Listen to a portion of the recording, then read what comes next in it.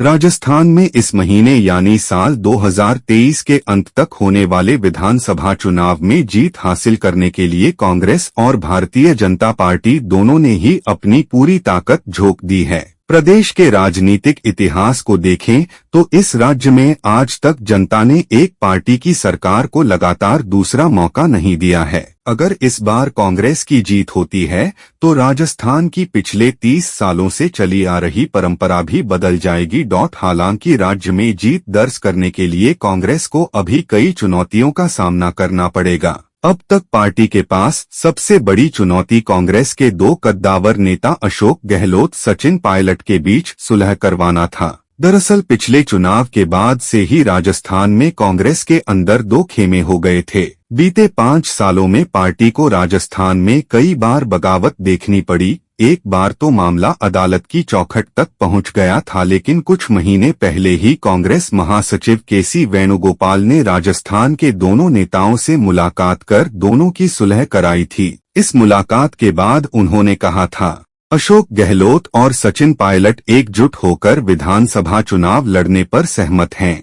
इसके साथ ही दोनों नेताओं ने एक दूसरे को लेकर कोई बयानबाजी नहीं की है, जिससे माना जा रहा है कि फिलहाल अशोक गहलोत और सचिन पायलट दोनों आपसी गिले शिकवे भुलाकर पार्टी के लिए एकजुटता के साथ मैदान में उतर गए हैं।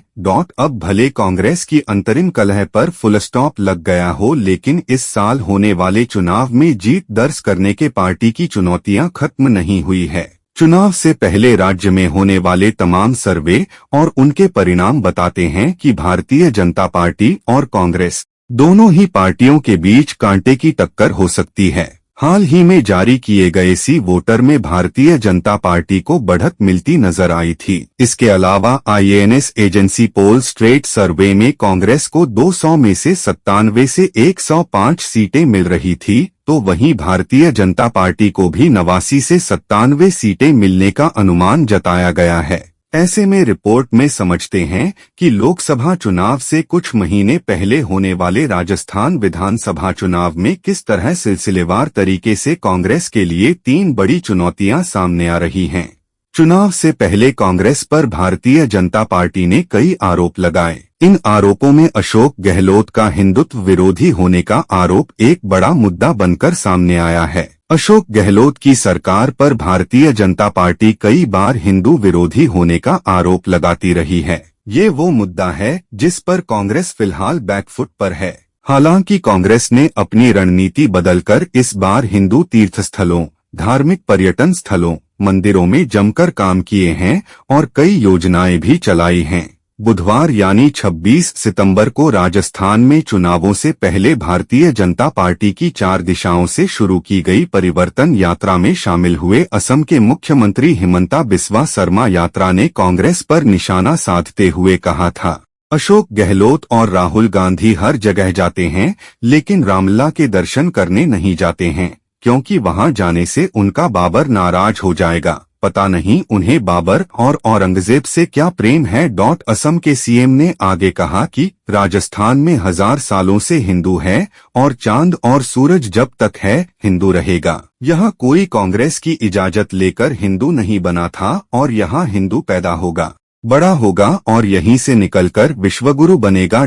कुछ दिन पहले ही कांग्रेस में ही मंत्री रहते ही राजस्थान विधानसभा में राजेंद्र गुढ़ा ने अपनी ही सरकार को महिलाओं पर अत्याचार रोकने में विफल बता दिया और कटघरे में खड़ा कर दिया। पार्टी का हिस्सा रहते हुए महिलाओं पर अत्याचार जैसे बयान देने के साथ ही राजेंद्र गुढ़ा की लाल डायरी भी चुनावी साल में गहलोत सरकार के लिए गले की फांस बन गया है। दरअसल इस साल जुलाई के महीने में एक लाल डायरी लेकर विधानसभा पहुंच गए थे। उन्होंने दावा किया था कि इस डायरी में अशोक गहलोत के खिलाफ आरोपों की पूरी फहरिस्त लिखी है।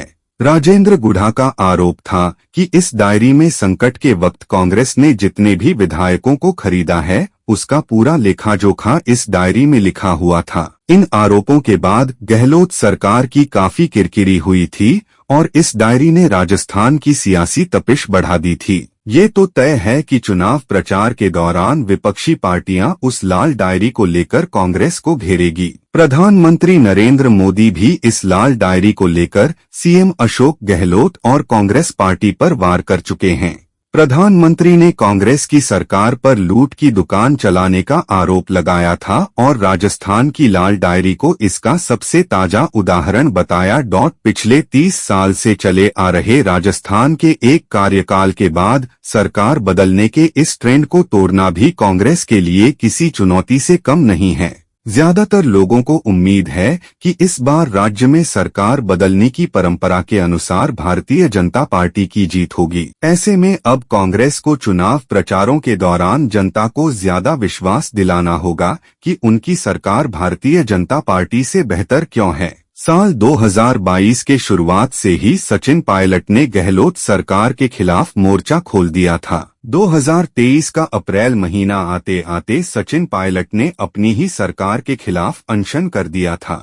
सचिन पायलट की 3 मांगे थी। राज्य में जब वसुंधरा राजे सिंधिया सीएम थी उस वक्त हुए घोटालों की जांच हो, राजस्थान लोक सेवा आयोग RPSC को रद्द करके नई व्यवस्था शुरू की जाए। पेपर लीक और परीक्षा रद्द होने से जिन छात्रों का नुकसान हुआ उन्हें आर्थिक मुआवजा दिया जाए। सचिन पायलट ने इन 3 मांगों को लेकर मई महीने में अजमेर से लेकर जयपुर तक 5 दिवसीय यात्रा निकाली, जिसके बाद बैठक हुई और सचिन पायलट ने वहां भी अपनी इन्हीं 3 मांगों को रखा, जिसके बाद उनकी शर्तें मान ली गई। सचिन पायलट ने उस वक्त कहा था कि आने वाले चुनाव उन्हें केंद्र या राज्य 2 जिम्मेदारी देगा, वह उसे पूरे लगन के साथ निभाएगी। उन्होंने उस वक्त कहा था कि भविष्य में भी पार्टी जो निर्देश देगी मैं वही करूंगा। राजस्थान अब देश का तीसरा राज्य बन गया जिसमें सबसे ज्यादा जिले हैं।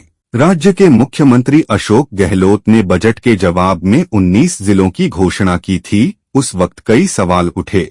विशेषज्ञों का मानना था कि ये केवल घोषणा बनकर ही रह जाएगा, लेकिन अब जब ये जिले अस्तित्व में आ गए हैं तो इसे गहलोत की कांग्रेस सरकार को एक बार फिर सत्ता में लाने की सबसे आक्रामक नीति के तौर पर देखा जा रहा है।